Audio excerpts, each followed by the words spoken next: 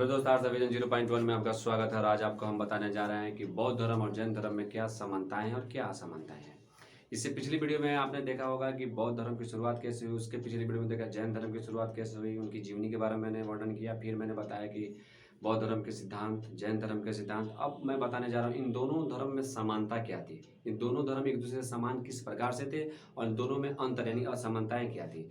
फिर हम आपको बताएंगे स्तूप के बारे में और त्रिपिटक के बारे में। त्रिपिटक जो है बहुत इंपॉर्टेंट क्वेश्चन है जो 12th के एग्जाम में अक्सर पूछा है।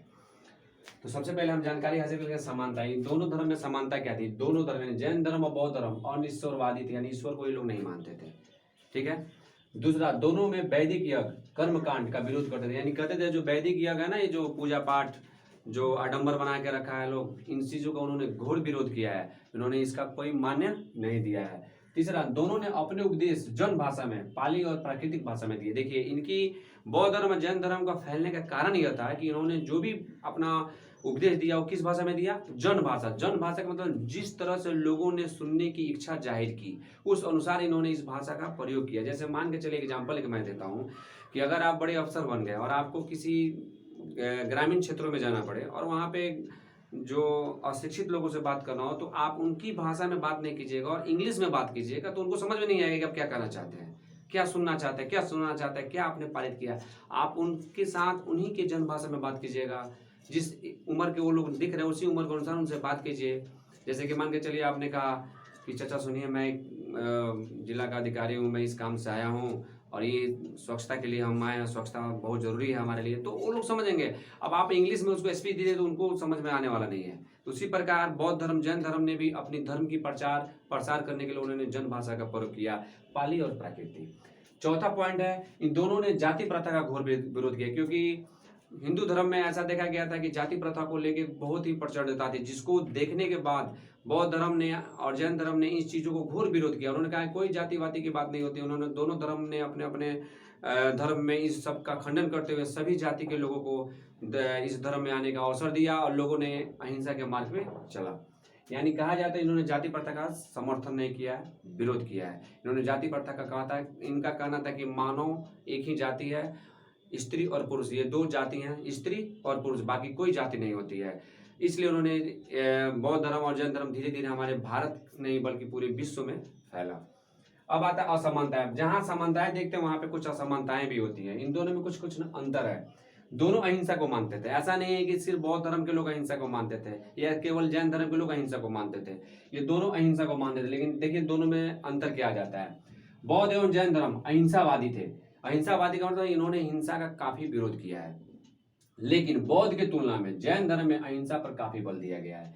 यानी बौद्ध धर्म में जो अहिंसा पे बल दिया गया उससे ज्यादा, कई गुना ज्यादा समर्थन अहिंसा का किसमें मिला है, जैन धर्म में मिला है। ये इन दोनों में अंतर पाया गया है। दोनों ने अहिंसा का समर्थन किया लेकिन जैन धर्म ने इस पर ज्यादा जोर दिया। फिर आता है निर्वाण। जैन धर्म के अनुसार निर्वाण का अर्थ होता है सिद्धावस्था, यानी संलेखन, यानी उपवास करके आप अपने जीवन में क्या कर सकते हैं, निर्वाण पा सकते हैं। जबकि बौद्ध धर्म में इस निर्वाण का अर्थ है कि जन्म से प्राप्त, यानी इसी जन्म में आप निर्वाण का अस्तित्व प्राप्त कर सकते हैं। लेकिन महापरिनिवारण चाहिए तो इसके लिए मृत्यु, यानी मरने के बाद ही वो आपको महापरिनिवारण मिल सकता है। ये दोनों में अंतर देखने को मिल गया। तीसरा है आत्मा का स्वरूप। दोनों धर्म ने आत्मा के अस्तित्व को स्वीकार करते हैं, दोनों आत्मा के अस्तित्व को स्वीकारते हैं कि आत्मा होती है। जैनों के अनुसार आत्मा अनश्वर है, वही बार बार जन्म लेता है। यानी उनका कहना है, जैन धर्म का आत्मा क्या अनश्वर है, जन्म लेती है पुनः फिर जन्म लेती है, आत्मा मरती नहीं है। जबकि बौद्ध धर्म के अनुसार आत्मा शरीर के साथ ही नष्ट हो जाती है और आत्मा पुनर्जन्म नहीं लेती है। यानी इनका कहना है बौद्ध धर्म वाले लोगों का कि शरीर के साथ आत्मा नष्ट हो जाती है और वह पुनर्जन्म नहीं लेती है। चौथा, मूर्ति पूजा। जैन नग्न मूर्तियों को उपासक थे, जबकि बौद्ध धर्म में इस चीज की कोई पूजा नहीं होती थी। किसी भी मूर्ति की पूजा का खंडन किया गया है। बौद्ध धर्म में किसी भी मूर्ति पूजा को नहीं माना गया है।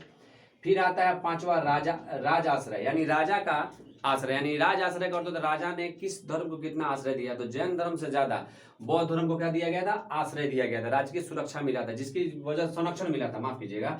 और इसके जरिए बौद्ध धर्म जो है बहुत प्रचुर मात्रा में चारों क्षेत्रों में फैला, जिसमें सम्राट अशोक का भी नाम आता है, कनिष्क का भी नाम आता है, अजातशत्रु का भी नाम आता है, कालाशोक का भी नाम आता है। इन लोगों ने संरक्षण दिया था बौद्ध धर्म को, और बौद्ध धर्म इसीलिए पूरे भारत में फैला।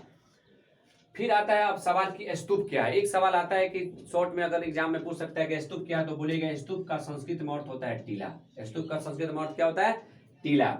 महात्मा बुद्ध के महापरिनिर्वाण के बाद उनकी अस्थियों को 8 भागों में बांट दिया गया और उन पर समाधियों का निर्माण किया गया, उसे ही स्तूप कहते हैं। इसको परिभाषित कर दिया और इसको मैंने एक वाक्य में बता दिया कि स्तूप क्या है, तो संस्कृत में अर्थ होता है टीला। फिर आता है स्तूप के प्रकार। तो स्तूप के 4 प्रकार होते हैं। स्तूपों का जो निर्माण हुआ वो 4 प्रकार से किया गया था। पहला शारीरिक, इस प्रक्रिया में बुद्ध एवं उनके शिष्य के अस्थिर शरीर के विभिन्न अंग जैसे दांत, नाखून या केश रखे जाते थे। पहला जो शारीरिक रूप से बनता था उसमें क्या रखे जाते थे, शरीर के कुछ अंग रखे जाते थे, जैसे दांत, नाखून या केश। पारिभौतिक, इनमें बुद्ध के द्वारा उपयोग में लाई गई वस्तु, यानी महात्मा बुद्ध के द्वारा जो लाई गई वस्तुएं थी उपयोग में, उसको रखा जाता था। भिक्षा पात्र, जो भिक्षा मांगा जाता था। चरण पादुका, वो खड़ाऊ, और आसन रखे जाते जिसमें लोग बैठ के साधना करते थे। यानी कहा जाता है परिभौतिक, यानी जिसका प्रयोग वो अपने जीवन में किए थे उसमें उसको रख दिया जाता था। किसमें, उस स्तूप में। किसमें, परिभौतिक स्तूप में। फिर आता है उद्देशिका। ये स्तूप महात्मा बुद्ध से संबंधित स्थान पर उनकी स्मृति स्वरूप निर्मित किया गया था। यानी यह स्तूप महात्मा बुद्ध से संबंधित स्थान, यानी उनका संबंध जिस स्थान से था उन जगहों पर स्मरण के रूप में, यानी यादगार के रूप में इसको निर्मित किया गया। संकल्पित, ये बौद्ध तीर्थों पर श्रद्धालुओं द्वारा निर्मित किए गए थे। इनका आकार छोटा था, यानी जो बौद्ध धर्म के श्रद्धालु थे उन्होंने क्या किया कि जहां जहां बौद्ध तीर्थ था, जहां पे जैसे राजगीर हुआ, बोध गया हुआ, इन जगहों पे इन्होंने क्या किया, इस प्रकार का स्तूप बनाया, जैसे कुशीनगर। अब आता है त्रिपिटक क्या है। त्रिपिटक सबसे इंपॉर्टेंट क्वेश्चन है। 12th में हर एक साल बीच करके ये सवाल पूछा जाता है कि त्रिपिटक क्या है। तो त्रिपिटक का शाब्दिक अर्थ होता है 3 टोकरियों में रखी गई पुस्तक। एक लाइन में हो गया है कि 3 टोकरियों में रखी जाने वाली पुस्तक को त्रिपिटक कहते हैं।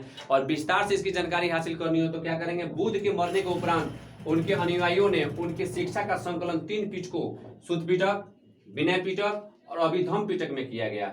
यानी उनके अनुयायियों ने उनकी शिक्षा का संकलन मतलब उनको इकट्ठा करना, उनका जोड़ना, एक दूसरे को जोड़कर उन्होंने 3 पिटकों में इसको क्या किया, संयुक्त रूप से रखा, जैसे शुद्ध पिटक, विनय पिटक एवं अभिधम पिटक। इन्हें संयुक्त रूप को त्रिपिटक कहा जाता है। अतः इस तरह से आपने यह जानकारी हासिल किया कि बौद्ध धर्म और जैन धर्म में क्या समानताएं हैं और क्या असमानताएं हैं। फिर आपने जाना कि स्तूप क्या होता है, स्तूप के कितने प्रकार होते हैं। और इस चैप्टर का VVI क्वेश्चन में से एक क्वेश्चन था त्रिपिटक, जिसके बारे में आपको मैंने बताया।